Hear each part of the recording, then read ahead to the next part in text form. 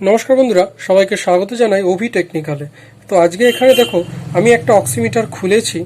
এই যে সামনের পার্টটা খুললে এটা খোলা হয়ে যায়, খুলেছি। এবার এটার যে স্ক্রিনে আছে কাঁপছে, এই কাঁপানো অংশটাকে আমরা ঠিক করতে হবে। দেখো, আমি এখানে ব্যাটারি লাগিয়ে দেখিয়ে দিচ্ছি তোমাদের।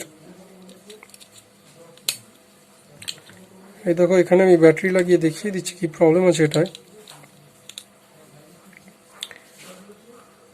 দেখো, একটা এই হালকা করে কাঁপছে। এই যে যে কাঁপছে বা হচ্ছে, অন হচ্ছে না মাঝে মাঝে। এই প্রবলেমটাকে আমি সলভ করে দেখাবো।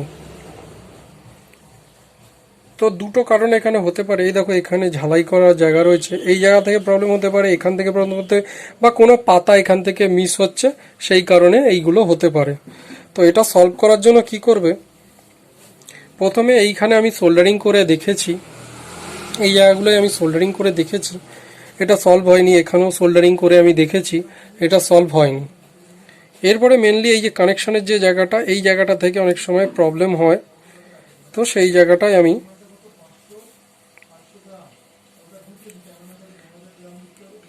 একটু প্রেসার দিলে ওটা অন হচ্ছে, আবার কেটে যাচ্ছে, অন হচ্ছে, আবার কেটে যাচ্ছে।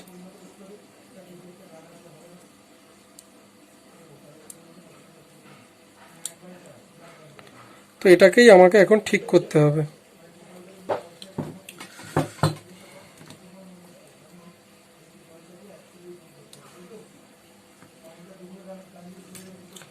হালকা করে প্রেসার দিলেই এটা অন হচ্ছে, আবার কেটে যাচ্ছে। তো এখান থেকে আমি কিছু টেপ নিয়ে প্রথমে হালকা করে প্রেসার দিয়ে দেখব কোন জায়গাটা থেকে এর পাতাটা প্রবলেম হচ্ছে, বা কোনো জায়গায় যদি শর্ট হয়ে থাকে তো সেই জায়গাটাকে আগে আমি এই জায়গাটা ঢেকে দিচ্ছি।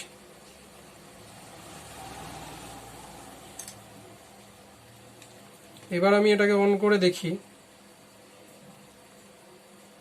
তাও কাঁপছে। এই দেখুন, কাঁপছে কিন্তু হালকা। যে একটু নড়াচড়া হলেই এটা আবার কাঁপা শুরু করে দিচ্ছে। এটার ভেতর থেকে কোনো জায়গা থেকে গন্ডগোল আছে, এটা এলসিডিটারই গন্ডগোল আছে।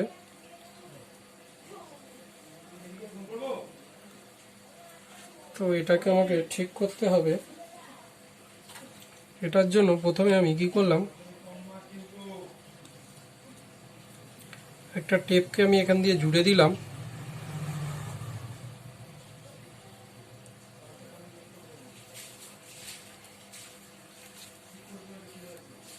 এবার অন করি, দেখি হচ্ছে না, এভাবেও হচ্ছে না।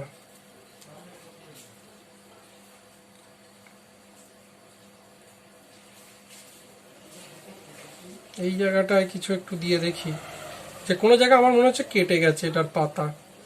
সেই পাতাটাকে আমাকে ফাইন্ড আউট করতে হবে কোন জায়গাটা কেটে গেছে, তারপরেই এটা অন হবে।